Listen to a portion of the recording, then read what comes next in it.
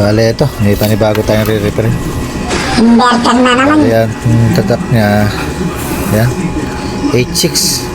Yan ang model. Bale, subukan muna natin. Kapitan ko muna ng battery.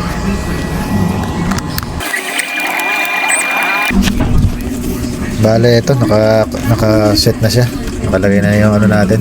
Test valve. Bale, ito yung switch. On natin. Baka sumabog yan. Bale yan. May tunog. Bale yan. Pwede tunog. Pwede natin testing. Pwede natin direct natin sa baterya. Ayan. Bale yan. Maandar. Naka-load sa atin. 500 watts lang.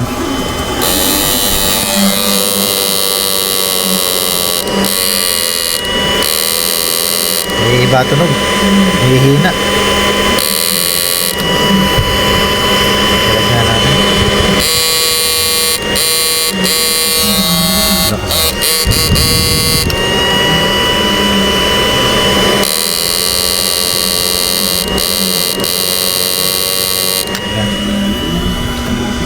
Bali, sabi ng may-ari, kung may ilalakas pa, lakasan na. Tapos tingnan kung bakit humihina. Kakalasin ko na.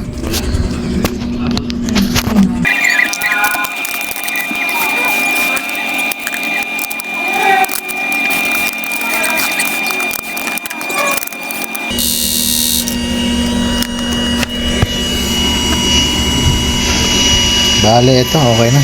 Bale, ito ang mga pinalitan natin. Palit tayo ng capacitor 4UF.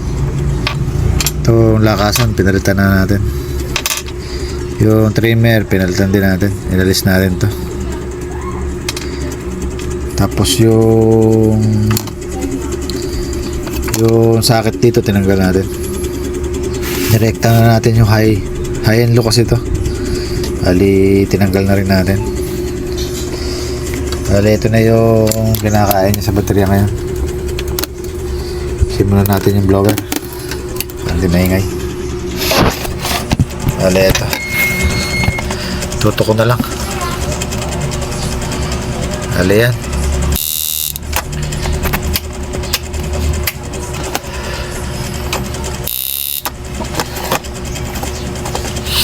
Bali, ito.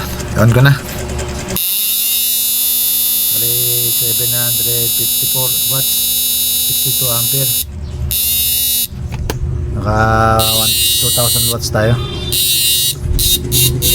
Malakas na. Hindi na siya umihina. Kanina nung sobrang sagad nung hina, nababago yung tunog, lalong humihina.